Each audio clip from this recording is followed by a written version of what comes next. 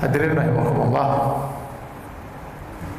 saya mengikuti perkembangan Syiah di Indonesia, terutama di Bandung, karena memang pusatnya dulu, salah satu pusatnya adalah di Bandung. Jangankan jamaahnya Pak, atau kelompoknya gitu, pimpinannya saja bertakiyah. Saya mengikuti perkembangan Syiah itu sejak tahun 84.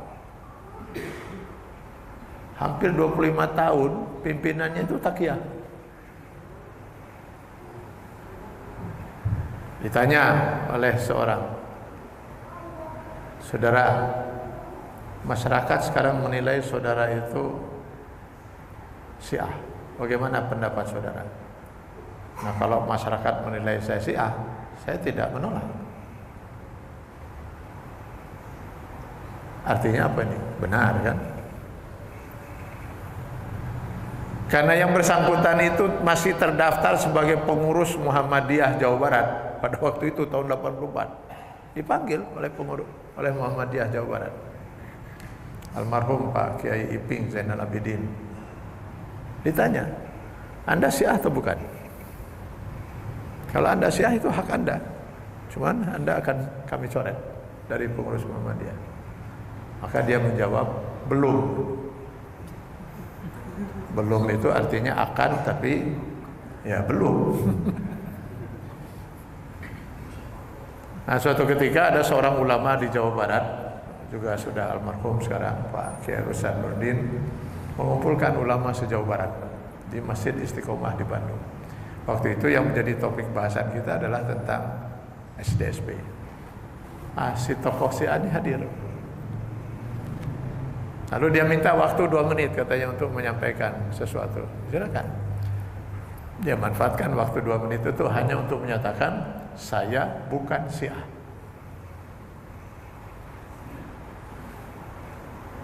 Tidak menolak, belum, bukan. Yang mana ini yang mau kita pegang? Akhirnya Majelis Ulama Jawa Barat meminta yang bersangkutan untuk menyampaikan makalah tentang Syiah di Majelis Ulama Jawa Barat di Bandung waktu itu. Saya hadir. Dia hadir dengan makalahnya, dia sampaikan, terdesaklah dia oleh para ulama yang hadir. Dalam posisi terdesak itu menjelang maghrib, dia tutup semua itu dengan mengatakan, Syiah saya tidak seperti Syiah yang ada dalam makalah ini. Jadi Syiah Anda seperti apa? Ya, waktu sudah habis katanya, nanti kita kapan-kapan ketemu lagi. Nah, dari 4 ini mana yang mau kita pegang, Pak? Sampai para wartawan pun bingung menghadapinya. Sehingga seingat saya, mudah-mudahan nggak salah itu ya, wartawan Sabili yang pernah mewawancari yang bersangkutan, Anda ini sebenarnya Syiah atau bukan? Jawaban dia pada waktu itu, oh saya Susi. Ini apalagi Susi itu? Ya Sunni juga, Syi'i juga. Dari 5 ini mana yang mau kita pegang? Inilah takiyah, Pak. Jadi jangankan jamaahnya, karena itu kita sulit juga kadang-kadang memprediksi di mana orang-orang Syiah ini berada. Karena dia, jangankan jamaahnya, pimpinannya pun bertakiyah.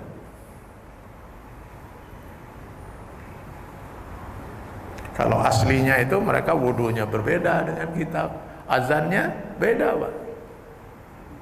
Di Bandung sempat mereka kumandangkan azan itu sehari 2 kali. Bereaksi masyarakat, sudah tidak pernah lagi dia kumandangkan lagi. Pasti mereka tidak akan mengatakan bahwa Al-Quran itu bukan kitab suci. Belum berani mereka menyatakan itu. Belum berani mereka terbuka. Ada seorang tokoh Syiah yang mungkin sudah tidak tahan lagi untuk bertakiyah terus-terusan. Maka kemudian dia nyatakan di depan umat Islam, Al-Quran bukan kitab suci. Lanat Abu Bakar, lanat Umar, lanat Utsman. Terjadilah Sampang yang berdarah itu. Masih ingat itu peristiwa Sampang di Madura? Sehingga orang-orang Syiah akhirnya terusir semuanya dari Sampang. Dan yang bersangkutan sendiri, Tajul Muluk itu namanya, tokoh Syiah itu yang menyatakan Al-Quran bukan kitab suci. Dan melaknat 3 sahabat Rasulullah SAW. Itu akhirnya divonis oleh pengadilan Sampang dengan hukuman 2 tahun karena telah menodai kesucian agama Islam. Ya, dia tidak menerima vonis ini, lalu dia mengajukan banding ke Pengadilan Tinggi Jawa Timur. Kata Pengadilan Tinggi Jawa Timur, Anda tepat itu mengajukan banding. Kenapa? Karena 2 tahun itu tidak cukup. Masa menghina Al-Quran, kitab suci umat Islam cuma 2 tahun. Maka Pengadilan Tinggi Jawa Timur menetapkan 4 tahun. Maka dia pun kasasi ke Mahkamah Agung, Pak. Dia kasasi ke Mahkamah Agung dan Mahkamah Agung tetap menetapkan itu hukuman itu.